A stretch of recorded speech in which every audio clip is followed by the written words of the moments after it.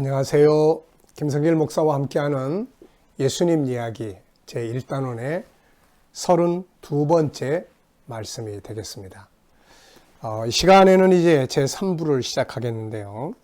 자, 우리가 앞에서 살펴본 것처럼 제1부에서는 멸망하게 된 우리 인간에 대한 이야기를 나눴었죠. 인간은 어떤 존재인가? 구원의 대상은 사람이니까요. 그리고 이제 2부에서는 멸망하게 된 우리 인간들, 에덴에서 쫓겨난 우리 인간들이 인간적 방법으로 잃어버린 에덴을 추구하고 또 자기들을 고통과 괴로움에서 구원해줄 구세주를 찾고 있을 때 하나님께서는 잃어버린 에덴의 실물이 되는 천국을 계시해 주셨고 또 우리를 구원하실 구세주를 계시해 주시게 됐죠. 그래서 제2부에서는 구약 성경에 계시된 메시아의 역사를 우리가 살펴봤습니다. 그리고 이제 제3부로 들어와서는 이제 신약으로 넘어가겠습니다. 그래서 제3부는 우리의 구세주 예수 그리스도, 구약에서는 구세주를 보내주겠다, 메시아를 보내주겠다. 그런데 그분이 누구지? 신약에 오면 그분이 바로 예수 그리스도다. 그분이 바로 예수님이다. 이것을 이제 보여주는 거죠. 자, 그래서 제3부는 여러분들의 우리가 보는 책 121페이지입니다. 121페이지에 보시면 제3부의 주제들이 쭉 나옵니다. 우리의 구세주 예수 그리스도. 그래서 전체적 주제는 제3부는 우리의 구세주 예수 그리스도. 구약에서는 구세주를 보내겠다. 그럼 그분이 누구예요? 네. 누구냐? 바로 예수 그분이다. 그리고 이제 이 3부는 총 8장으로 이루어져 있습니다. 121페이지를 보시면은 먼저 제1장은 구약과 신약의 특징에 대해서, 그리고 2장은 예수 그분은 누구인가, 3장은 예수 그가 과연 계시된 구세주인가, 4장은 구원의 방법, 5장은 구원의 결과와 완성, 제6장은 다시 오실 예수 그리스도, 그리고 제7장은 구원받은 자의 사명과 하나님의 보장, 그리고 제8장은 인간의 구원자로 오신 예수, 그는 누구신가? 그의 본질이 누구냐 하는 말씀입니다. 자, 그 중에서 이제 이 시간에는 구약과 신약의 특징, 제1장을 우리가 살펴보도록 하겠습니다. 이제 페이지로는 122페이지입니다. 자, 제1장 구약과 신약의 특징. 구약은 어떤 내용을 다루고 있고 신약은 어떤 내용을 다루고 있는가? 자, 그러면 한번 읽어보겠습니다. 1번 구약의 특징. 구약은 잘 생각하십시오. 예수에 대한 이야기가 아니라 메시아에 대한 계시를 다루고 있습니다. 뭔 말씀을 하시는 거야? 성경은 다 예수님에 대한 이야기인데. 맞아요. 다 예수님에 관한 이야기예요. 그런데 구약에는 예수님이라는 인물에 대해서 등장을 하지 않았잖아요. 단지 구약은 메시아, 인류의 구세주를 보내겠다. 앞서 말씀드린 것처럼 에덴에서 쫓겨난 우리 인간들은 인간적인 방법을 통해서 두 가지를 찾아오고 있는 거죠. 그 첫째는 인간의 본능 속에 들어있는 에덴 동산에 대한 본능이에요. 유토피아라는 이름으로 인간은 천국에서 에덴 동산에서 살도록 창조되었잖아요. 그런데 에덴에서 떠나니까 너무 힘들고 고통스럽고 죽게 되니까 이런 데서 이런 것이 없는 세계를 꿈꾸는 거죠. 그 꿈은 바로 인간 속에 본능 속에 들어있는 거예요. 그래서 전도서 3장 11절에서 하나님 인간에게 영원을 사모하는 마음을 주셨다. 그 천국을 사모하는 마음을 주신 거예요. 유토피아. 자, 그 다음에 또 하나는 바로 우리를 그렇게 유토피아로 이끌어줄, 이 고통과 괴로움 속에서 건져내줄 메시아, 구세주를 기다리고 또 만들고 찾아가고 있는 것이 인류의 역사입니다. 이때 하나님은 계시하시기 시작을 했잖아요. 잃어버린 천국을 찾고 있는 인간들에게 너희가 만들 수 있는 게 아니다. 그건 여기에 있다. 그리고 하늘의 나라를 계시해 주셨고, 그리고 너희를 구원할 자는 바로 이분이야. 그리고 메시아, 구세주를 계시하신 거죠. 그래서 창세기 3장 15절 이하에서 구세주를 보내겠다. 메시아를 보내겠다. 이게 이제 구약의 핵심이에요. 그래서 구약은 예수님 찾으려고 구약에 가면 안 되고 구약은 메시아, 구세주를 찾아야 되는 거죠. 그래서 구세주를 보내겠다. 한번 보겠습니다. 자, 세상 사람들이 자신들을 고통과 탄식 속에서 질병과 죽음, 약육강식 속에서 받는 괴로움에서 해방시켜서 자유를 줄 구세주를 기다려오고 있는 동안 하나님께서는 세상에 오실 구세주에 대해서 계시해 주셨고 그것을 기록한 것이 바로 구약 성경입니다. 네. 그래서 구약 성경은 세상에 오실 구세주의 역사를 계시하고 있는데 아담으로부터 셋, 노아, 아브람, 이삭, 야곱, 유다 등을 거치면서 마침내는 다윗과 그의 후손들에게까지 이어짐으로써 세상을 구원하실 구세주가 이스라엘, 유다 백성 가운데서 오실 것을 계시하고 있는 것입니다.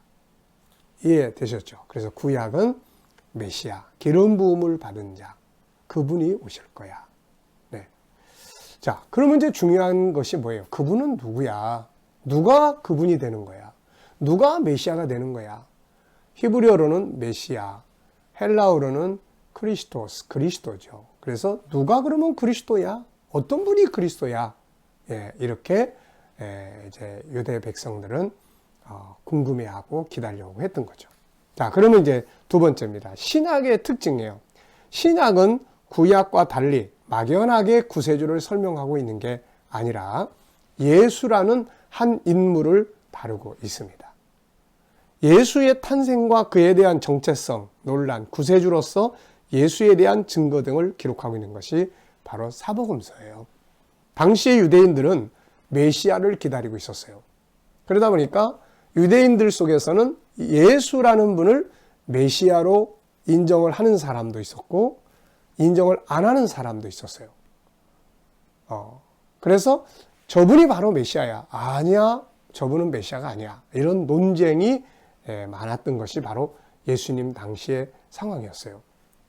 자, 그래서 요한복음 7장 40절로 43절에 보면 이 부분을 잘 이야기를 해놨습니다.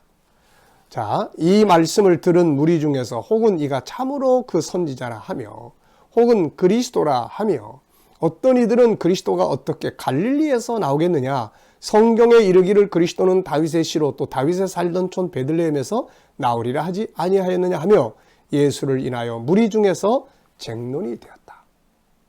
우리는 그냥 예수 믿고 구원 받읍시다 해서 예수라는 분을 믿고 들어온 거죠. 근데 유대인들은 그 이전의 역사를 가지고 있어요. 메시아를 보내겠다. 아니, 메시아는 분명히 다윗의 후손으로 오고 그 다음에 분명히 베들레헴에서 태어난다고 했는데 아니, 저분은 갈릴리 출신 아니야? 태어난 곳을 이 사람들이 잘 몰랐던 거죠. 갈릴리에서 온 사람 아니야? 어떻게 나사렛이라는 동네에서, 그 천한 동네에서 왕이 태어날 수 있지? 그러면서 불신을 했던 사람들도 많았던 거죠. 특히 이때 당시에 바리새인들, 사두개인들, 또 그리고 대제사장 계급들, 이 사람들한테는 지금 자기들의 지위가 로마 정부 아래에서 적당한 관계를 유지하면서 자기들 나름대로 권위를 가지고 지위를 누리면서 살고 있는데, 아니, 메시아, 이스라엘의 왕이 와? 이러면 이제 곤란해지는 거예요, 이게.